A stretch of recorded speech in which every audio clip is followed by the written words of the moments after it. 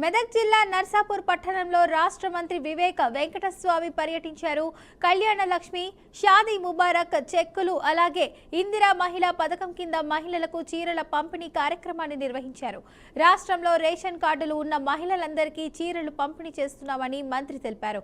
స్వయం సహాయక బృందాల కోసం ఇప్పటికే 21,000 కోట్లతో బ్యాంకు లీకేజీ చేశామని, నర్సాపూర్ నియోజకవర్గంలో త్వరలో స్కిల్ డెవలప్మెంట్ కేంద్రాన్ని ఏర్పాటు చేస్తామని ప్రకటించారు. ఉచిత విద్యుత్, రేషన్ కార్డులు, మహిళలకు ఆర్టీసీ బస్సు ప్రయాణానికి ప్రభుత్వం 5,000 కోట్లు చెల్లిస్తున్నట్లు తెలిపారు.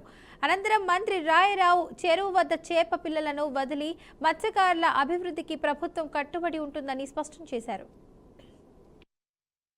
రాష్ట్ర ప్రభుత్వం, కాంగ్రెస్ ప్రభుత్వం వచ్చిన తర్వాత ఇంత మంచి చీరలు ఇస్తున్నారని చెప్పి వాళ్ళందరూ కూడా మహిళలు చాలా సంతోషంగా చూపించుకున్నారన్నమాట. సార్ వాళ్ళు ఇందిరమ్మ ఇల్లు గురించి 450 కోట్ల రూపాయలు శాంక్షన్ కావడం జరిగింది.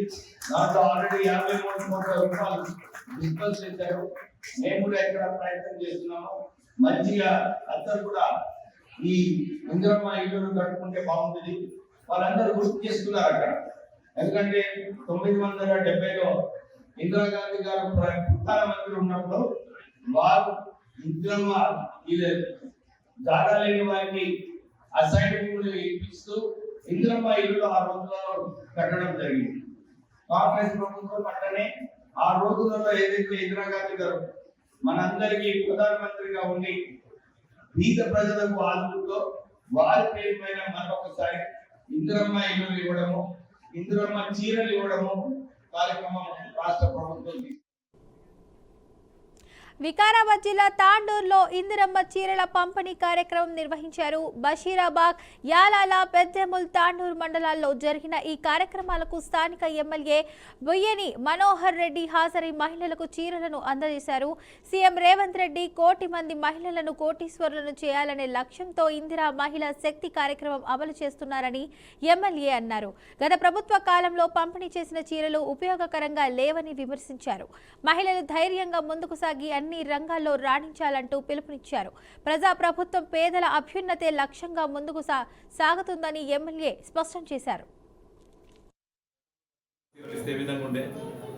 ఒకరోజు లేట్ అయినా సరే, ఎందుకంటే మనం కూడా తొందరపడి ఏ గుజరాత్ ఏ రాజస్థాన్ లో కొని ఆది భార్యను తీసుకొని వచ్చి ఆ చీరలు పంపిణీ చేస్తే మనం ఏ చేతులకు పిట్టెలను కొట్టడానికో అడవి పనులు కట్టుకోవడానికో అవసరం పడతా ఉంది.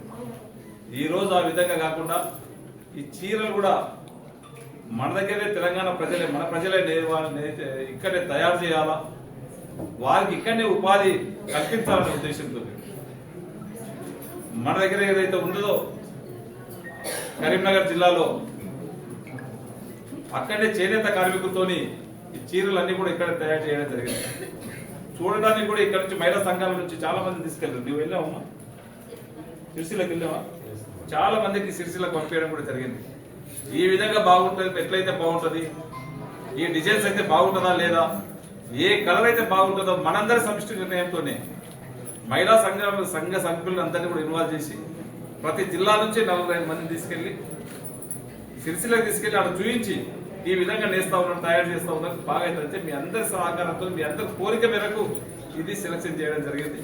మనకు ఉపయోగపడే విధంగా, మనకు ప్రతి ఒక మంచి సాంప్రదాయంతో చీర చాలంటేనే మన తెలుగు ఆడపడుచులకు మన గతంలో నుంచి కూడా ఎవరైనా ఆడపడుచులకు ఇచ్చే అనుభూతి ఉంది. దాంట్లో భాగంగానే ఒక మంచిది ఇవ్వాలనే గౌరవ ముఖ్యమంత్రి గారి సంకల్పంతో ఈరోజు ఈ చీరల పంపిణీ కార్యక్రమం. కొంతమంది అక్కడక్కడ అంటా ఉన్నారు లేట్ అవుతుండొచ్చు, ఇదైతుండొచ్చు అని. కానీ ప్రతి ఒక్కరికి తెల్ల రేషన్ కార్డు ఉన్నటువంటి వారి అందరూ కూడా రేషన్ మీకు అందరికీ చీరలు ఇప్పించే బాధ్యత మేము ఖచ్చితంగా